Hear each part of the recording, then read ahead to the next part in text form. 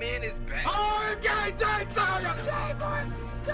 oh my gosh, the ring got messed up. This is a 5 out of freaking 5. It is beat making time. Next week is E3 week. My album comes out next week. I have the Lebron. This is your boy. Alright, ladies and gentlemen of the YouTube citizens, y'all know who this is. This is your boy Dash the True Inferno. Back at it with another Call of Duty Modern Warfare commentary video for you guys.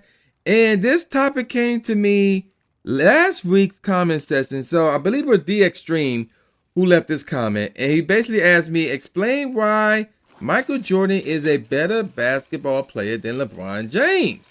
And this topic does come up from time to time on occasion. And it's like, okay, I don't know why this is a thing.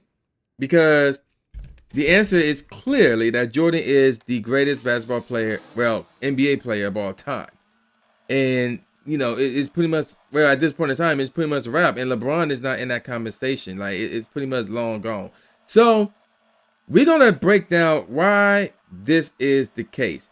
And why just about any argument that you can make from LeBron will get shut down. So, with this one, really there's two, well, yeah, there's one main factor. And that is, we'll talk about that in a second. So, the main reason why Jordan is a better NBA player than LeBron is simply this. Jordan made it to the finals 6 times, and he won all 6 finals. Neither finals went game 7. He didn't need a 7th game to beat his opponents. The most he would need is 6. Meaning, none of his opponents never won 3 games against him in the finals. LeBron, on the other hand, made it to the finals 9 times, if memory serves it correctly, and won 3 of them. That was it. Yeah. So, that's not a good record. That's not a good record. Now, you can make every excuse in the book. Like, for example, the first time he made it to the finals, he was young. He didn't have a squad behind him. And here's my response to that. This is like the number one rule that I had. Like even before LeBron made it to the league, because I've seen this happen, I think with the New Jersey Nets back in the day. But my thing is, if you get, like, when you go to the NBA Finals, you supposedly are the best team from your conference. It's the best of the East against the best of the rest in the NBA Finals. That's how it normally plays out. And if you get swept in the finals, my mindset is you don't deserve to be there. You don't deserve to be there. So when LeBron took those Cavaliers, those crappy Cavaliers, to the NBA Finals, I think that was what, 2006? I don't remember what year that was. Might have been 2007. I don't remember. Or 2008. I don't remember. And they got swept by the San Antonio Spurs. They did not deserve to be there. Detroit should have went. Because bets believe. Detroit would have made that a more competitive series than what Cleveland did. I'm just throwing that out there. Now, and you can't make any excuse for what happened when LeBron went to Miami for the first time and they lost to Dallas. Like, they had those 3 superstars or 2 superstars in the All-Star, however you want to consider Chris Bosh. And they lost to 1 All-Star superstar in Dirk Nowitzki, wherever you want to call him. They had 3 really good talent against basically 1, and they lost. Now, obviously, you know, you got the supporting cast and stuff like that, but, I mean, come on now. 3 against 1, and you can't, and LeBron was not the alpha. So, there was that one. Now, the other times you could look at it and say, well, he was going up against the overpowered Golden State Warriors squad and things of that nature. Now, I'll also say this too. He should have been like 2 out of 9 because the NBA felt sorry for Cleveland and basically gave him 1. And there was that. And then, but let's not forget, he did lose to San Antonio. Like, San Antonio smoked them in his last year in Miami. Like, man, that's crazy. But I want to go back to the time he got swept in the NBA Finals. But really, at any point, he got swept twice in the NBA Finals. So let me compare that to Allen Iverson. Allen Iverson is clearly smaller than LeBron James in height and in rate. And we can all agree that Allen Iverson was not a better player than LeBron James. Never. That's never the case. Allen Iverson was no joke. he was a monster, especially offensively. But overall, he's not a better basketball player than LeBron James. We gonna agree on this. So when Allen Iverson was basically the only offensive threat on that Philadelphia 76ers squad, they went to the NBA Lakers to take on one of the most dynamic duos ever in Shaq, a prime Shaq, and a up-and-coming Kobe Bryant with that Los Angeles Lakers that three-peated. Allen Iverson got you one. Allen Iverson, smaller than LeBron James, the only offensive threat on that Philadelphia 76ers squad, he still got them one over Shaq and Kobe. You mean to tell me that LeBron James couldn't get you one against the San Antonio Spurs with Tim Duncan and Manu and Tony Parker? You mean to tell me he couldn't get you one against Golden State when they had KD and Steph and Clay and Draymond? And keep in mind, he had Kyrie and Kevin Love too. He couldn't get you one. So that alone shut the door. But there's some people that like to say, well, if you look at their individual stats and accomplishments, blah, blah, blah, then that's a different story. So, okay, let's take a look at that. So, regular season stats. Jordan averaged 30.1 points per game. LeBron averaged 27.1 points per game. Yeah, not off to a good start there. It says everybody like to favor points more than everything else. But yeah, that's not a good start.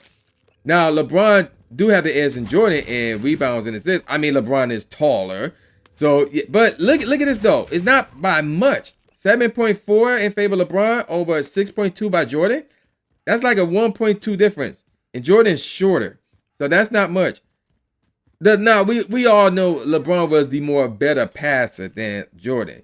So, regular season, LeBron averaged 7.4 to Jordan 5.3. But Jordan was a much better defender, 2.3 steals to LeBron 1.6.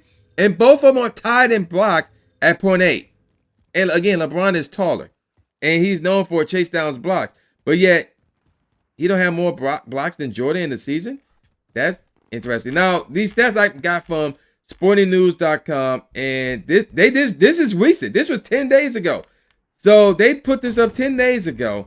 And the NBA is on halt. So these are like legit stats right here. And then, of course, LeBron averaged more turnovers than Jordan. So that don't help his case.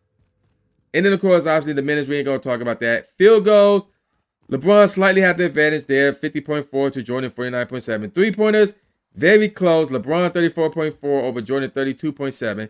Free throws, we all know, you should know this. LeBron at one point in time was afraid to go to the free throw line. Jordan 83.5 from the line. LeBron, 73.4 from the line. Now, let's take a look at, I'm not going to look at their regular season advanced stats because everybody going to look at that go, what the heck is that? Like, even I go, what the heck is that? But some of those numbers really favor Jordan and others favors LeBron, but whatever. Now, let's look at their playoff stats because this is where it all matters here. You play to win the championship, obviously. Playoff stats, Jordan, 33.4 to LeBron, 28.9. Again, not a good start. Rebounds, LeBron 88.9 to Jordan 6.4. Okay, much better. Okay. Assists, 7.1 LeBron to 5.7 Jordan. Okay, slightly better, whatever. Steals, 2.1 in favor of Jordan over 1.8 LeBron. Blocks, 0.9 for Jordan and 1.0 for LeBron. Again, that's not good, even though LeBron lead that category, but he's only by 0.1. For somebody who's taller than Jordan, that's not good. Turnovers, LeBron lead that one 3.6 to 3.1. Again, that's not good. And then the field goal average, very close here. LeBron 49.1 to Jordan 48.7. Three-pointers, they tie at 33.2. And free throws, Jordan favored. He more clutch, 82.4 to LeBron 74.3. So there you go with that. Now, another thing that people like to look at is the accolades. So again, we talked about Jordan have 6 titles while LeBron have 3. Now let's look at the MVPs. Jordan had 5 while LeBron had 4. Finals MVP, Jordan had 6 to LeBron 3. Now all NBA, obviously LeBron played longer than Jordan did, so obviously, but it's only 15 to 11. So when LeBron going against a guy who retired 3 times, for him to be up by 4 in that category, that's not good. And then Jordan even leads LeBron in all defense, 9 to 6. All-star voting, again, same again. Jordan retired 3 times, and yet LeBron only have a 2 All-Star appearance advantage over Jordan, 16 and 14. And look at the scoring title. Since we all know everybody like, talk about scoring, and that's the only thing that matters with them. Jordan with 10 scoring titles to LeBron 1. So even with the regular, like the single stats, whatever the case may be, it's not good. It's not good. And here's the thing that some people would like to say. Like, here's one of the main arguments that they'll make for LeBron. LeBron made it to the finals, 9 straight times? He made it to the finals within the most time within a decade, something like that. So, and which is true, he made it to the finals once he really got going and he reached his prime. Yeah, he was going to the finals like crazy, year after year after year. And it started in his first year in Miami, really. So, you got those 4 years. And then he went back to Cleveland. He made it to the finals 7 straight times. So, yeah, 7 out of 10 times within a decade, right? But he made it to the finals. And I'm like, well, okay. Well, we could turn that around and say, well, Jordan, within a decade, made it to the finals 6 times. And he retired in between. And if he didn't retire, more than likely, he would have made it to the finals 8 straight times, which would be more than LeBron. But we're not going to say what ifs and things of that nature. So Jordan made it to the finals 6 times within a decade. LeBron made it to the finals 7 times within a decade, or 7 straight times within a decade. And you could say he made it to the finals 8 times within a decade. But here's where I'm going to flip that argument around on you. LeBron was going to the NBA finals within a weak trash Eastern Conference. So yeah, when he made it to the finals, he faced some tough competition like the Spurs on multiple occasions, Golden State on multiple occasions. I mean, Dallas, that OKC squad when James Harden was at his prime yet. Russell Westbrook was not in his prime yet. Kevin Durant was not in his prime yet. Whereas, and then who did LeBron face in the East is an all-time great team, with the exception of maybe the Big Three in Boston. And really, with that one, he needed to break that up with Ray Allen leaving Boston to go to Miami to beat them. But who in the East will you look at and say, oh, LeBron beat an all-time great team in the Eastern Conference on his way to the NBA Finals? You can't really name a team. You really can't. Whereas you look at Jordan and see who he faced on his way to the NBA Finals from the, within the Eastern Conference. Well, obviously, I'm not going to talk about who he had, before he started winning championships, things of that nature. Because both Jordan and LeBron, they had to go through some really great Detroit Pistons squads. But Jordan, even back then, Jordan had to deal with the Larry Bird Boston Celtics squad, which was no joke. And, I'm not going to mention the Cleveland Cavaliers because there was an upcoming team as well, back then. If you saw the Last Dance, then you know about that Cleveland Cavaliers squad back then. But I'm not going to count that. But let's talk about on their way to the finals. Jordan had to deal with the Reggie Miller Indiana Pacers squad, who were no joke.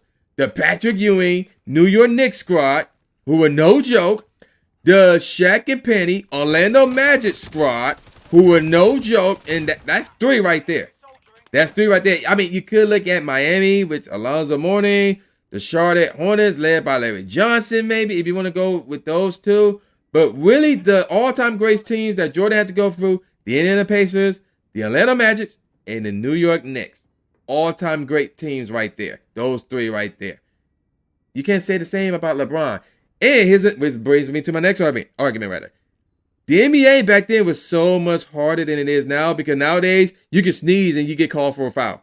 It is so pussy league nowadays. And, the likes of LeBron and especially James Harden takes advantage of it. And again, back then, Jordan, he would get hacked like crazy, no foul. He would get decked, no foul. There was so much physicality going on back then than it is now. It was harder back then than it is now. And once you take that combined with the fact that the Eastern Conference was weak as heck, you can't say, oh, LeBron made it 7 straight times, or he went 8 within a decade, whatever. I mean, you can't use that argument because, again, the East was trash. And the NBA at that point was pussy league, without question. And, out of everything, I favor championships, but you got to have skill and talent to back that up as well. So some of you might say, but well, wait a minute. What about Bill Russell? He won more finals than anybody. Should he be the greatest of all time? Well, obviously, he went to the finals 12 times and won 11 of them. And he went to the finals and won 8 straight times. But like Bill Russell, he was like a defensive monster, really a rebounding monster without question. He was grabbing rebounds like crazy. But like, and he was a walking double-double with the points, but it's not like the dude could average like 25 on a regular basis or even 30. Like he never did. He never averaged 30 in the regular season. He never averaged 30 in the playoffs. And one time, he never averaged more than 25. He never averaged more than 25 points ever, regular season or playoffs. The most he averaged was 22.4 points per game, and that was in the 1962 playoffs. He didn't average 20 anything in the regular season, whereas Jordan could do that. Now, obviously, Bill was Bill was like, 7 feet tall, something like that, and obviously he was going to out-rebound Jordan and out-average Jordan in the rebounding department. But Jordan obviously was a much better scorer. He was a much better passer as well. So I had to say, the championships in combination with the athletic ability, that's Jordan over Bill Russell, and that especially Jordan over LeBron, and that's Jordan over Kareem. So there you go with that. So that's why Jordan is, not only is he a better NBA player than LeBron, but he's the all-time best NBA player ever. So there you go with that. So I'm going to call it a wrap, and hopefully this explains everything in terms of why Jordan is better than LeBron. But yeah, I'm going to call it a wrap. So with all that said, y'all know who this is. This is boy New Jay Gatsby, a.k.a. New Stephen A. Smith, saying peace out, y'all, and I'll see y'all next time. Yeah.